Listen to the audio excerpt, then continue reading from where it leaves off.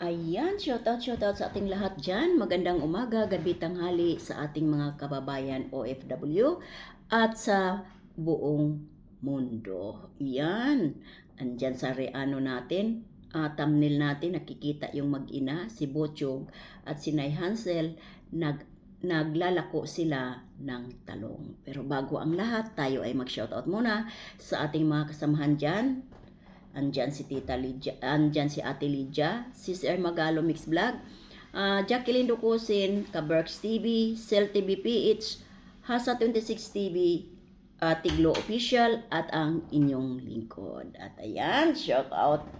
At lalong-lalo na, shout out din natin ang dalawang charity vlogger na nagdala sa mukha ni Beyonce sa Team Guapa. Walang iba kundi si Dr. Lab, Ridzen, at lalong-lalo na ang ating dalaga na walang iba kundi si Beyonce Official. Suportahan natin guys mamaya 10 p.m. Pinas time.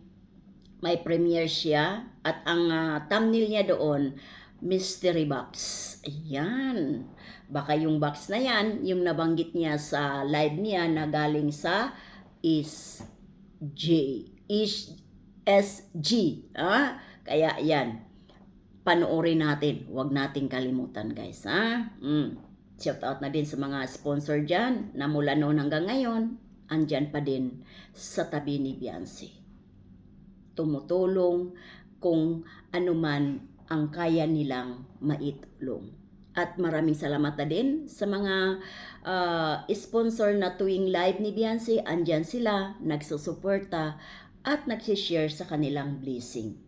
At doon sa isang sponsor na nagpaparinig at kini-question, bakit daw itong mga sponsor na kay Beyonce nagpapalipad? Wala kang karapatan.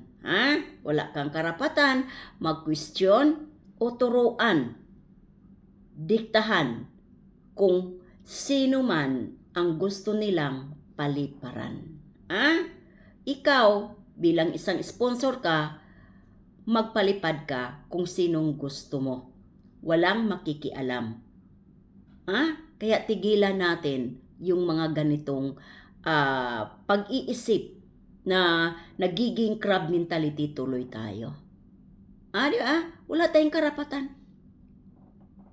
Kung sinong gustong paliparan ng mga sponsor na nagpapalipad sa tuwing live ni Beyonce at sa premiere. Wala tayong karapatan. Tandaan natin yan. Kaya balik tayo dito sa ating pinaka-thumbnail na doon natin mapanood sa kay Rin Rodriguez vlog na ginamit ni Mrs. Love na tanghaling tapat ang mag-ina naglalako ng sarili nilang tanim na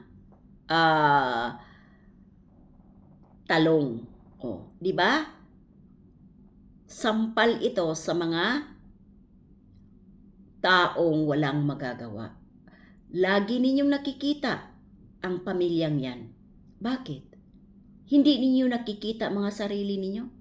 O talagang content lang kayo kasi pag sila ang content ninyo, nabubuhay ang pamilya ninyo. Maibigay ninyo sa pamilya kung ano ang kailangan dahil kumikita kayo. Sabi pa nga ni Hansel ay kulang pa ang oras. Ibig sabihin, busy sila. Kaya sa mga nagsasabi na sila mga tamad, at si Taybiran, tamad. Kumusta naman kaya ang mga buhay-buhay ng mga to? Baka kadalasan nakaupo lang.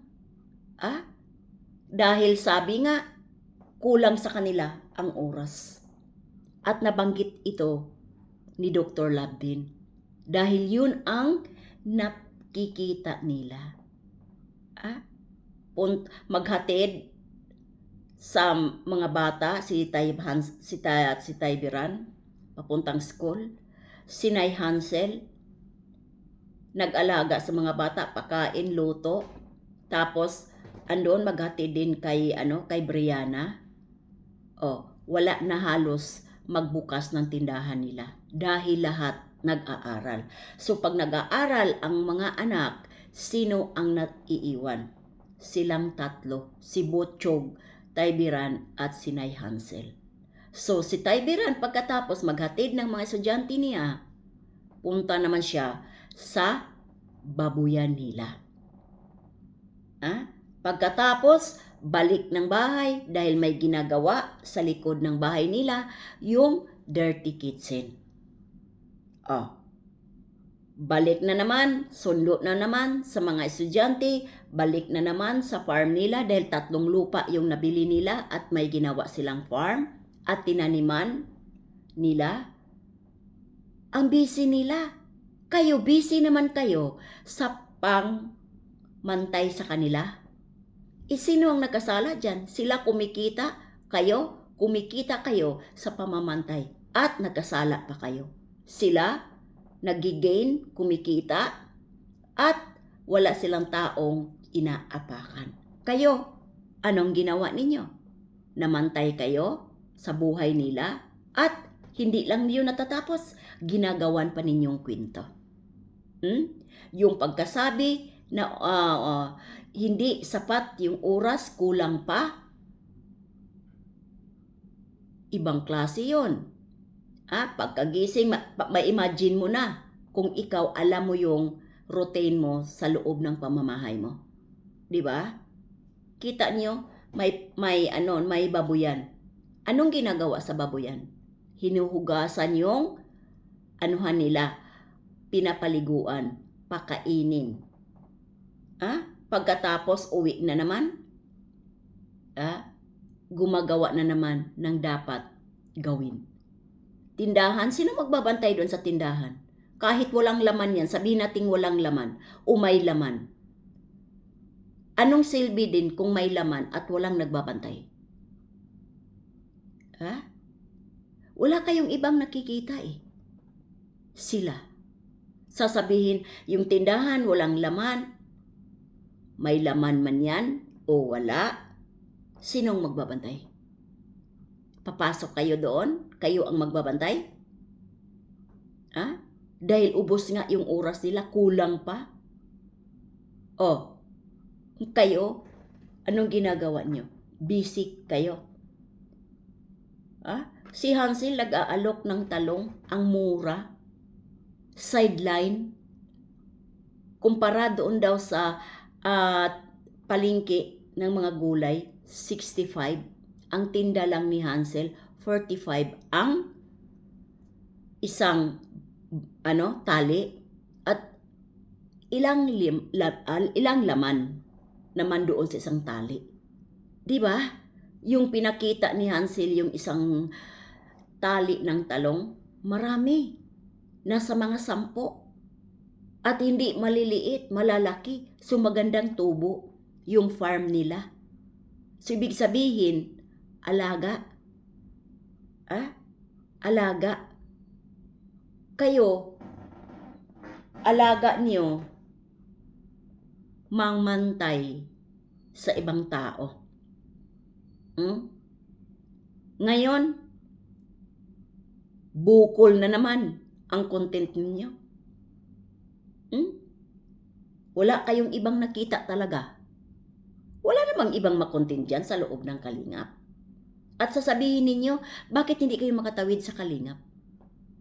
Sino bang nag-umpisa ng gulo? Di ba ang Kalingap? Sumasagot lang kami. Huwag kayong mamato. Walang sumasagot sa inyo. Ganun lang yun kasimple. Di ba?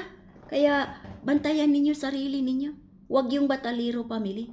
Hindi kayo pinakialaman. Sila, ginagampanan yung routine nilang trabaho. Kung saan sila, yung mga naipundar sa pamamagitan ng pera ni Beyonce nung birthday niya, inaalagaan ng magulang. At pinapalago. Yun ang gayahin ninyo. Pag kayo'y kumita sa YouTube, mag-invest kayo. Hindi lang yung aasa sa YouTube at gagawa ng kwento sa kapwa para lang mabuhay ang pamilya. Nakakahiya naman yun. Di ba? Nakakahiya yun. Kaya hanggang dito na lang tayo. Maraming salamat sa mga nanonood at hindi nag-skip ng ads sa mga upload video namin. Maraming salamat. Mag-ingat tayo palagi guys. Bye-bye and God bless sa ating lahat.